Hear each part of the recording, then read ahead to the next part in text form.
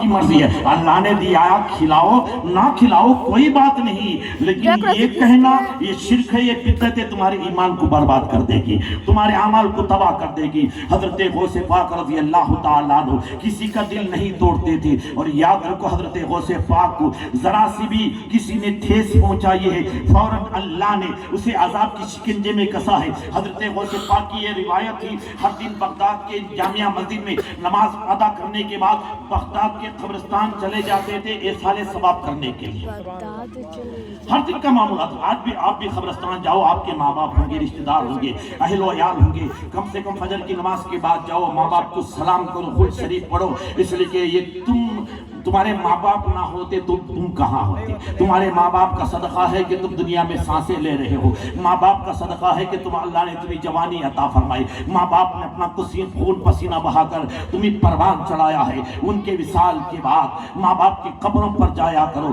صلاۃ پیش کیا کرو، خود درود پیش کیا کرو۔ حضرت غوث پاک رضی اللہ تعالیٰ عنہ فجر کی نماز کے بعد معمول تھا، آپ نکل جاتے تھے بغداد کے قبرستان میں۔ قبرستان میری گفتگو کو سمجھ رہی نا، میری بات کو سمجھنا، ٹائم پاس تو نہیں ہو رہا نا، یہ ٹائم پاس کی بڑی خطرناک بیماری ہے۔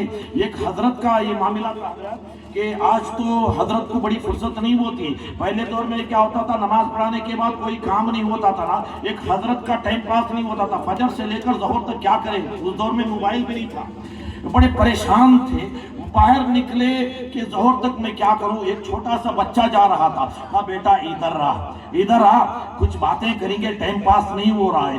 بیٹے نے کہا آپ بڑے حضرت مولانا، میں چھوٹا بچہ آپ سے کیا باتیں کروں گا۔ حضرت نے فرمایا ایسا کرتے ہیں کہ ایک سوال تم کرو، ایک سوال میں کروں گا، میرے سوال کا جب میں سوال کرتا ہوں جواب نہیں تم دو گے تو تم کو 5 روپیہ دینا ہوگا، تم سوال کرو، میں جواب نہیں ہوگا دوں گا تو میں تمہیں 10 روپیہ دوں گا۔ حضرت کو کیا معلوم تھا کہ آج کے بچے کتنے فارغ ہو چکے ہیں، کتنے ترقی کر چکے ہیں۔ فرمایا تھوڑی دیر سوچا، کہا دے حضرت ٹھیک ہے سوال پہلے میں کروں گا۔ حضرت نے کہا ٹھیک ہے تو ہی کر، کہا سوال میں ہی کروں گا۔ حضرت سوال کرنے والا ہوں، جواب دیں گے؟ کہا بالکل جواب۔ فرمایا حضرت بولو، حضرت دنیا کا کون سا وہ پرندہ جس کی 10 آنکھ رہتے ہیں؟ حضرت کو پسینہ آنے لگا، یار 10 آنکھ کا پرندہ دیکھنا تو دور، گرپور میں کوئی دیکھے گا 10 آنکھ کا پرندہ؟ اب حضرت کو پسینہ آنے لگا، یا اللہ 10 آنکھ کا پرندہ دیکھنا تو دور کی بات ہے، سنا بھی نہیں تھا۔ شیروانی کی جیب میں ہاتھ ڈالتے ہیں، کہا بیٹا میں ہارا تو جیتا، لے 10 روپے۔ اب حضرت کی باری تھی، کہا بیٹا میں سوال کرنے والا ہوں، جواب دینے کے لیے تیار ہے؟ کہا پوچھو حضرت، کیا پوچھتے؟ حضرت معلوم کرنے کے لیے پوچھا، اچھا بیٹا تو ہی بول وہ 10 آنکھ کا پرندہ ہے؟ تو بیٹا کہتا ہے منجے کیا معلوم حضرت، لے تمہارے 5 روپے۔ منجے کیا معلوم حضرت، لے تمہارے 5 روپے۔ اب بیٹے کی باری تھی، کہا حضرت اب میں سوال کرنا، بیٹا میں تجھے ٹائم پاس کرنے کے لیے بلایا تھا، تو میرا جیب پاس کر رہا ہے۔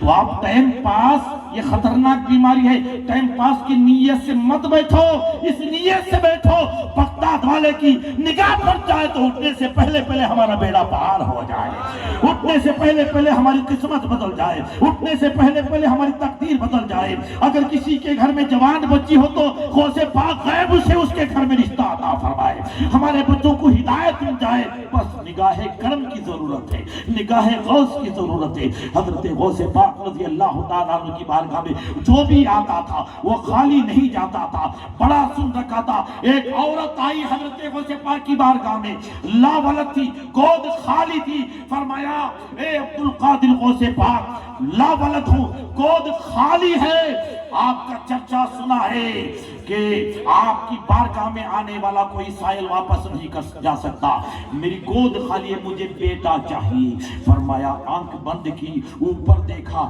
آنکھ کھولی، فرمایا اللہ نے تیری قسمت میں بیٹا نہیں لکھا ہے، کوئی اولاد نہیں ہے۔ فرمایا اگر قسمت میں لکھا ہوتا تو مل جاتا، آپ کے دربار میں کیوں آتی؟ تقدیر میں لکھا ہوتا تو مل جاتا، آپ کے پاس آنے کی ضرورت کیا تھی؟ آپ نے بڑا سمجھایا ضد مت کر، وہ ضد کرنے لگی، کہا جب تک لوں گی نہیں جاؤں گی نہیں، ضد जिद करने लगी। अकीदा इसी को कहते हैं, एतमाद इसी को कहते हैं। कहा जब तक लूंगी नहीं जाऊंगी नहीं। चुनांचे हजरत गौसे पाक ने फरमाया जिद ना कर। फिर अपनी मुरीदों के पास चले गए। दर्स व तदरीस के बाद काफी रात इशा की नमाज के बाद अपनी खानखा में आए। तब उस औरत का ख्याल आया, अपने मुरीदों को बुलाया। आज हमारे दरबार में एक औरत आई थी, बच्चा लेने की जिद कर रही थी, जाकर देखो है या चली गई।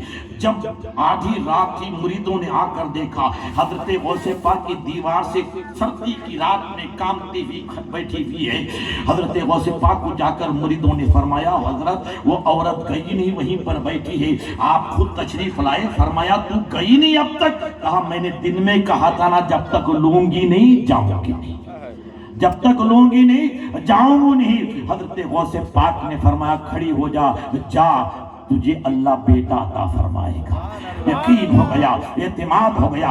9 माह के बाद जब उसके घर में औलाद हुई, देखा कि उसके घर में बेटी पैदा हो गई थी। फौरन नाई गौसे पाक के पास, कहा गौसे पाक मैंने बेटा मांगा था, बेटी हो गई, अब क्या किया जाए?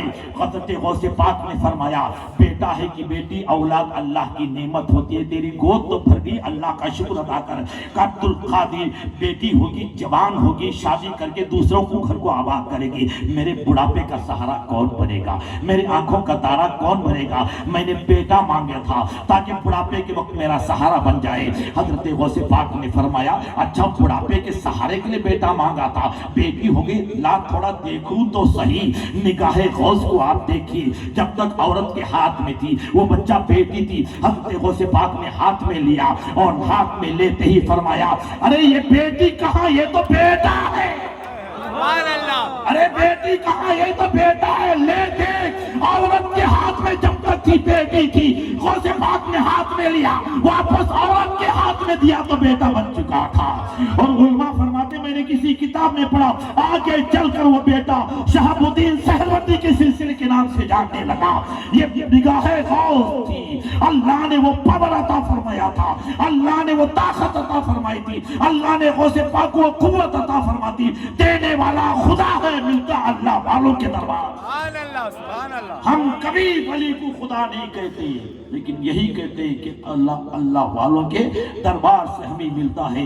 आओ औलिया अल्लाह की बारगाह में हम क्या सही। हजरत गौसे पाक की यहीं से चली थी ना कि कब्रिस्तान गए थे बगदाद शरीफ में ये साले सवाब करने के लिए। आपके मुरीदों ने देखा किसी की कब्र पर 1 मिनट, किसी की कब्र पर 2 मिनट, किसी की कब्र पर 3 मिनट, और एक कब्र के पास हजरत गौसे पाक घंटों खड़े हो गए। फजर की नमाज के बाद गए थे, सूरज तुलू हो गया, सर पर आ गया।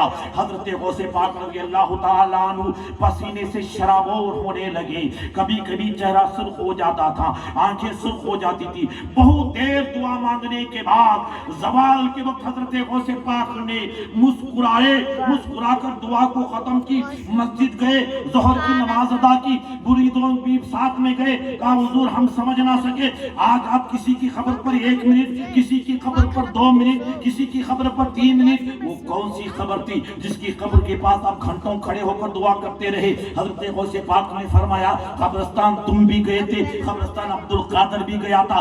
बात यह है तुम जाते हो सिर्फ कब्र को देखते हो, अब्दुल कादिर कब्र को भी देखता है, कब्र वाले को भी देखता है, कब्र को भी देखता है, कब्र वाले को भी देखता है। मैं जब उसकी कब्र को देखा वो कोई और नहीं था, मेरा बचपन का साथी था, क्लास फेलो था वो और मैं एक साथ मदरसा जाया करते थे। जब मैंने उसकी कब्र को देखा, उसकी कब्र जन्नत की बहारें थी उसकी कब्र में, मैंने उसकी कब्र में देखा जन्नती लिबास पहना हुआ था, जन्नती ताज पहना हुआ था, जन्नती ताज, जन्नती लिबास, जन्नती बिस्तर सब कुछ था। लेकिन मैंने देखा कि उसका एक हाथ शल हो चुका था, एक हाथ में हरकत खत्म हो चुकी थी, लगता था कि एक हाथ को लकवा मार चुका है। मैंने अपने साथी से पूछा ए मेरे दोस्त मामला क्या है?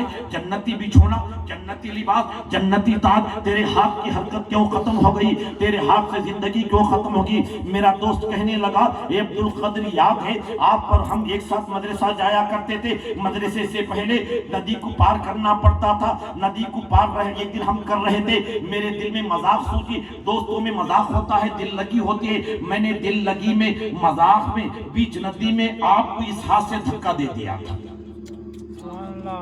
وہ بھی وقت کے ولی تھے. میں نے اس ہاتھ سے دھکا دے دیا تھا, آپ نے بات درگزر کر دی, آپ چلے گئے ادھر, کیونکہ دوستی تھی, دوستی کا لحاظ رکھا, آپ نے کچھ نہیں کیا, چلے گئے. میرے وصال کے بعد اللہ نے اعلان ہوا, پروردگار نے اے فرشتوں اس کی قبر میں جنتی بچھونا بچھا دو, جنت کی ہوائیں لگا دو, جنتی بستر پہنا دو, جنتی تاج پہنا دو, سب کچھ کرو, ہاتھ سے حرکت کو ختم کر دو. اے عبدالقادر, میں نے اللہ سے کہا مولا میرے ہاتھ نے کیا جرم کیا ہے؟ فرمایا جانتا ہے تو نے ایک دن میرے اس ہاتھ سے میرے غوث کو تکلیف دی تھی, غوث تجھے معاف کر دیا تھا. کوئی میرے ولی کو, کوئی میرے غوث کو مذاق سے بھی تکلیف پہنچائے, خدا برداشت نہیں کر سکتا, اللہ برداشت نہیں کر سکتا. اے میرے مریدو, وہ دوست پر مجھے رحم آیا, میں اللہ کی بارگاہ میں دعا کرتا رہا, سورج اوپر آیا, زوال کا وقت آ گیا, پسینے سے شرابور ہو گیا, دعا کرتا رہا, دعا کرتا رہا, اس وقت تک اتنی دعا کرتا رہا جب تک کہ اللہ رب العزت اس کی مغفرت نہیں کر دیا اور اسے معاف نہیں کر دیا. اس کے ہاتھ میں حرکت آ گئی, زندگی آ گئی, پھر اس نے اسی ہاتھ سے قبر سے اپنا ہاتھ بڑھا کر مجھ سے مسافر کیا. سبحان اللہ, سبحان اللہ. تکبیر, نعرہ رسالت, جشن غوث الورا, علماء اہل سنت, نعرہ تکبیر, نعرہ رسالت. اس ہاتھ سے اس نے مجھے مسافہ کیا. تب یہ شیخ عبدالقادر جیلانی کی زندگی حضرت. اس لیے دوستو اعمال تباہ ہو جائیں گے جب ایک ولی مذاق سے حضرت غوث پاک کو اپنے ہاتھ سے تکلیف دیتا ہے, اللہ اس کے ہاتھ سے حرکت کو ختم کر دیتا ہے. اگر کوئی کہے غوث بھی ہماری طرح, غوث بھی مر کر معاذاللہ مٹی میں مل گئے ہیں, غوث کی 11ویں کا کھانا حرام ہے, وہاں تو حرکت ختم ہو گئی تھی, یہاں تو ایمان ختم ہو جائے گا, یہاں تو ہمارا اسلام ختم ہو جائے گا, یہاں تو ہماری نمازیں ختم ہو جائے گی, یہاں تو ہمارے اعمال برباد ہو جائیں گے.